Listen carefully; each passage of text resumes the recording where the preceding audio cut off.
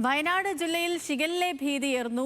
Koliyadi Mar Baselios AUP സ്കൂളിലെ 5 കുട്ടികൾക്ക് കൂടി രോഗം സ്ഥിരീകരിച്ചിട്ടുണ്ട്. ഇതോടെ ജില്ലയിലെ രോഗബാധിതരുടെ എണ്ണം 8 ഉയർന്നു.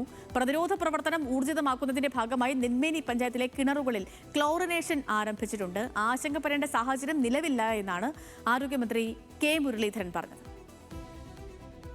ശാരീരിക അസ്വസ്ഥതകളെ തുടർന്ന് ചികിത്സ നേടിയ വയനാട് സുൽത്താൻ ബത്തേരി കൊളിയാടി മാർ ബെസേലിയോസ് AUP സ്കൂളിലെ വിദ്യാർത്ഥികളാണ് വീണ്ടും ഷിഗല്ല സ്ഥിരീകരിച്ചത്. ഇന്ന് 5 കുട്ടികളുടെ പരിശോധനാ ഫലം കൂടി വന്നതോടെ രോഗം ബാധിച്ച് ചികിത്സയിലുള്ളവരുടെ എണ്ണം 8.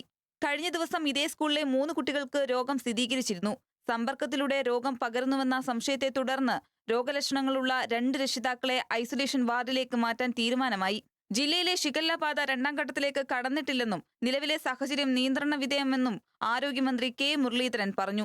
ആശങ്കയ്ക്ക് അവകാശമില്ല. പക്ഷേ വയനാട്ടിലെ റിസൾട്ട് കിട്ടിയാൽ സമ്പർക്കം മൂലം ഇത് പടരുന്ന കാര്യം കൺഫേം ചെയ്യാൻ കഴിയുള്ളൂ. അവർ 2 പേരെ സംശയത്തിൻ്റെ പേരിൽ 2 വീട്ടമ്മമാരെ അവർ ഐസൊലേഷൻ വാർഡിലേക്ക് മാറ്റി. പ്രതിരോധ പ്രവർത്തനങ്ങളുടെ ഭാഗമായി നെന്മേനി പഞ്ചായത്തിലെ കിണറുകളിൽ ആരോഗ്യവകുപ്പ് ക്ലോറിനേഷൻ ആരംഭിച്ചു. മുഴുവൻ കിണറുകളും ശുചീകരിക്കാനുള്ള സ്പെഷ്യൽ ഡ്രൈവ് പഞ്ചായത്തിൽ തുടരുകയാണ്.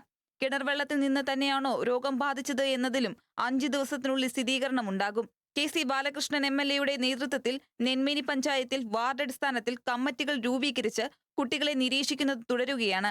839 വിദ്യാർത്ഥികൾ പഠിക്കുന്ന സ്കൂളിൽ നിന്ന് 433 പേരാണ് പനിയും ഛർദിയും വയറിളക്കവും കാരണം കഴിഞ്ഞ ദിവസങ്ങളിൽ ചികിത്സ നേടിയത്. ഇവരിൽ 21 പേരുടെ സാമ്പിളുകളാണ് പരിശോധനയ്ക്ക് അയച്ചത്. അതിനിടെ കൊച്ചിയിൽ പനിബാധിതരുടെ എണ്ണത്തിൽ വലിയ വർധനയാണ് ഉണ്ടായിരിക്കുന്നത്. കൊച്ചിയിൽ 20-ലധികം പേർക്ക് വെസ്റ്റ് നൈൽ ബാധിച്ചിട്ടുണ്ടെന്നാണ് ജില്ലാ ഭരണകൂടത്തിന്റെ കണക്ക്. 2 ആഴ്ചയ്ക്കിടെ വെസ്റ്റ് നൈൽ പനി ബാധിച്ച് 2 പേർ മരിക്കുകയും ചെയ്തിരുന്നു. News desk, news Malayalam.